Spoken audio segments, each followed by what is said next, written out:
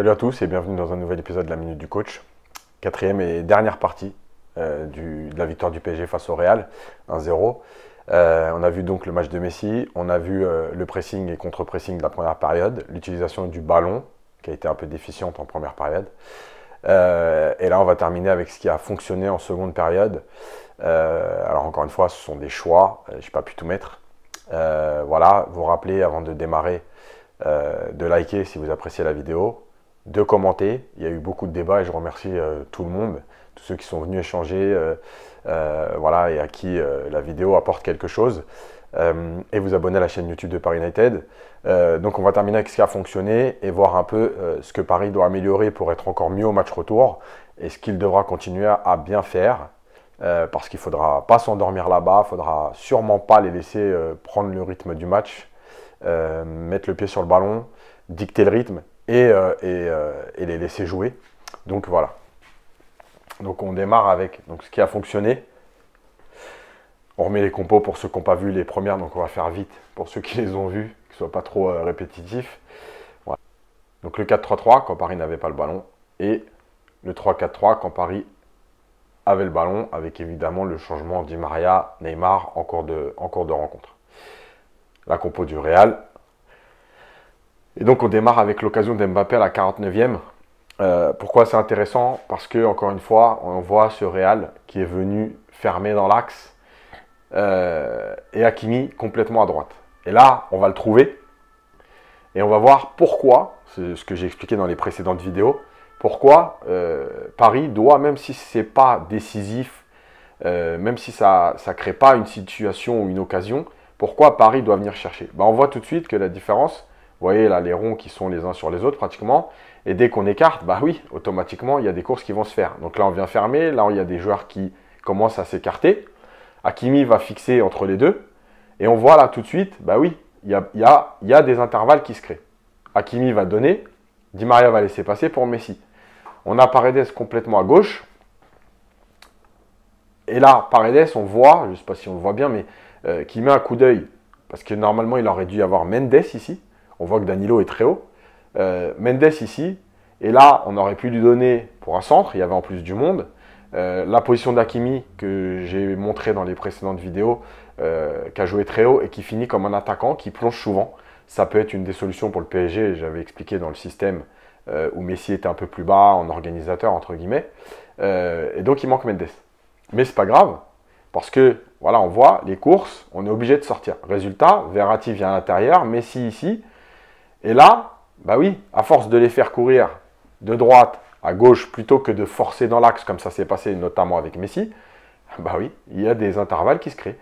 Et pourquoi Kroos ne peut pas venir serrer pour empêcher la passe de Verratti? Parce que Di Maria, dans son positionnement, il est obligé de... Il engendre la position de Kroos, ça veut dire qu'il ne peut pas être là, et il ne peut pas être là. S'il est là, il ouvre complètement.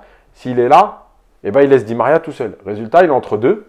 Mais c'est ça, en fait, que je demande, moi. C'est du mouvement, aller chercher sur les côtés, revenir à l'intérieur, pour à un moment donné, que tout ça éclate. On voit les Parisiens bien positionnés, et on voit Hakimi qui va se comporter comme un attaquant. Là aussi, c'est quelque chose d'intéressant dans le positionnement dont on a parlé du PSG très haut, avec des latéraux très hauts, et ce fameux 3-4-3 quand Paris avait le ballon. Et voilà, il vient décrocher. Verratti lui donne, et en une touche, qualité technique, la déviation est très bonne pour Mbappé dans la densité, mais là, il y a le temps d'avance. Et j'ai mis l'arrêt parce que Mbappé, sa frappe est bonne, et Courtois va très vite au sol malgré sa taille. Donc c'est un très bel arrêt de Courtois. Mais voilà, on a écarté, on est revenu à l'intérieur, et on a créé des situations, même si à la fin, il y a la densité, mais c'est logique, puisque tout le monde vient resserrer rapidement. Quand j'ai parlé du pressing au premier période, je n'avais pas montré le marquage individuel et c'est ça qui était important. Chaque joueur du PSG avait un joueur dans sa zone ou proche, de façon à ce que le Real ne puisse pas sortir. Alors, on voit là, ici, même s'il est loin, mais le ballon est là. Donc, le temps que le ballon arrive là, on a le temps de sortir. Ici, on a ici Verratti, on a ici, on a là, on a là, on a là et on a là. Non, c'est là Verratti, c'est Messi qui est là. Donc, tout le monde est pris, on ne peut pas jouer long, par-dessus, on ne peut pas jouer court, à l'intérieur, voilà. Donc qu'est-ce qui va se passer? On va jouer avec Courtois. La position du corps dont j'ai parlé régulièrement, à savoir que Di Maria dans sa course, malheureusement ce n'est pas une vidéo, mais il va faire ce petit arc de cercle de façon à se dire, bah, moi je ferme cette passe-là. Résultat, bah, mes coéquipiers, si vous avez compris, il ne pourra pas jouer là, on va donc fermer là. On donne le ballon sur le côté et on voit là ici un 3 contre 2. On voit un 1 contre 1 ici, un 1 contre 1 ici, un 1 contre 1 ici, un 1 contre 1 ici. Résultat, on peut jouer avec personne. Si tu joues là, on peut supposer que Messi va quand même faire les 4-5 mètres pour empêcher, ou en tout cas pour essayer d'intercepter. Si tu joues profond, bah Marquinhos va sortir. Et si tu joues là, ce qui va se passer, voilà, Verratti récupère. Toujours le pressing, parce que il y a eu, j'ai voulu insister avec ça, même si on l'avait vu sur la première période, parce que Paris l'a fait tout le match, ou presque, sauf les 10 dernières minutes, un peu moins. Mais parce qu'il y a encore une fois des choses intéressantes dans les positionnements. Donc là, c'est le ballon en profondeur de Verratti pour Mbappé. Courtois récupère et va relancer. Il vient relancer côté et on voit tout de suite l'attitude des joueurs qui ne sont pas à l'arrêt, bon, par Messi. On nous voit avancer, avancer, avancer. Résultat, hop, on vient fermer. Pourquoi là, Di Maria aurait pu faire deux choses et je vais l'expliquer. Donc il y a le 1 contre 1 ici, on ne peut pas jouer là parce qu'il est pris. Mais on ne peut pas jouer là non plus parce que Di Maria est venu fermer. Pourquoi il est venu fermer?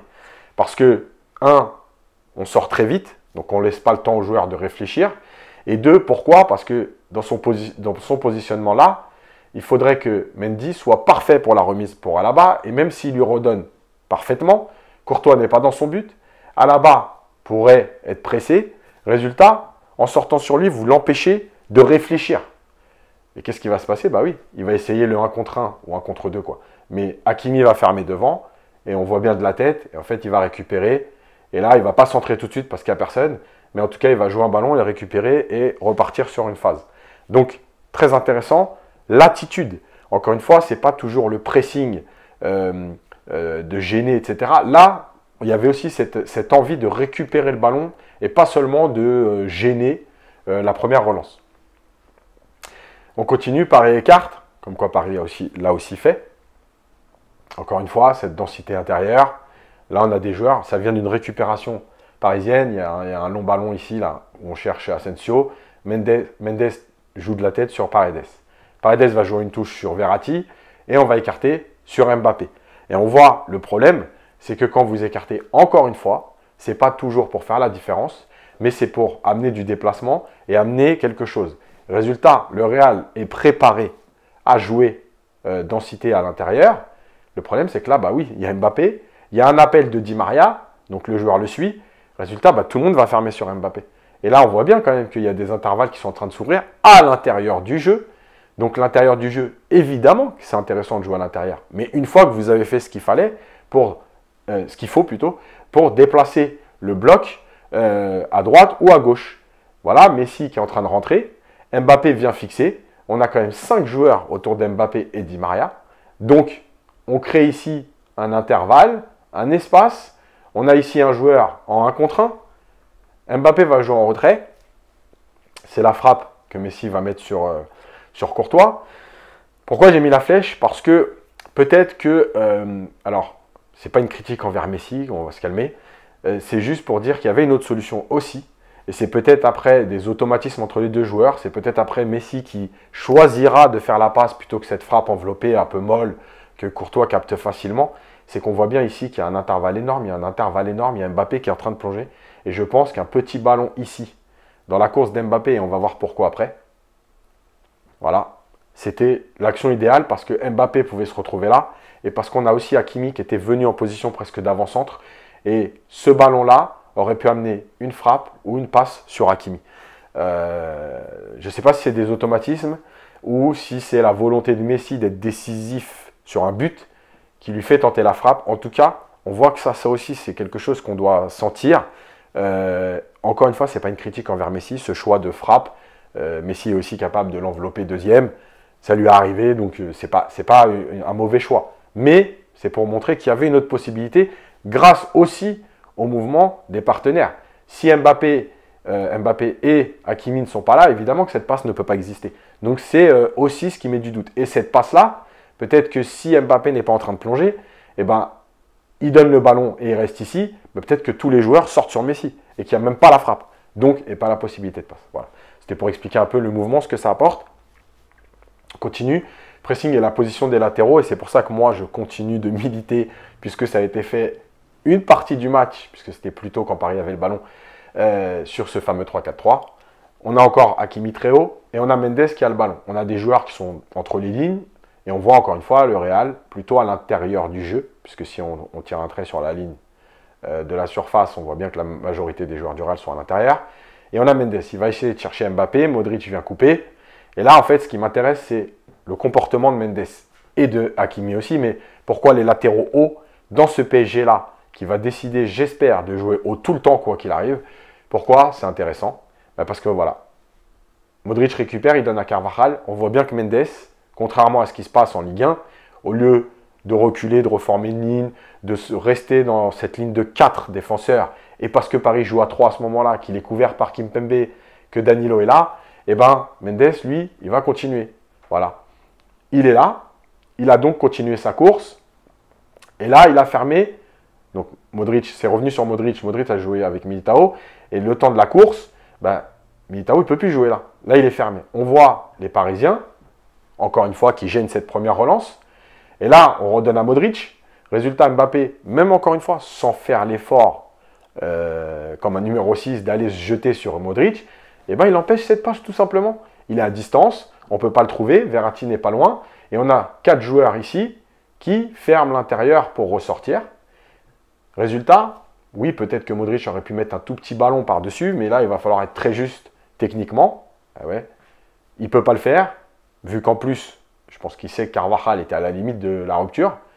Il rejoue avec Militao. Militao ne peut plus rien faire d'autre, puisqu'on a 3 joueurs ici. On ne peut pas jouer. Que dégager. Je pense aussi qu'il y avait de la peur. C'est encore une fois l'histoire de la crise de temps. Si Mbappé n'est pas là, Militao peut-être qu'il contrôle et qu'il joue avec Kroos, et là, tu as éliminé 3 joueurs. Mais le fait qu'il soit là, on ne va pas prendre de risque, on va dégager. Et on va dégager sur Verratti. Et puis on va terminer avec le but d'Mbappé, parce qu'il y a des choses importantes. C'est le Real qui a le ballon, passe à l'intérieur, Marquinhos passe devant Hazard et récupère. Et on va voir là, on voit Neymar qui décroche et qui amène avec lui Vasquez. Marquinhos joue avec Kimpembe.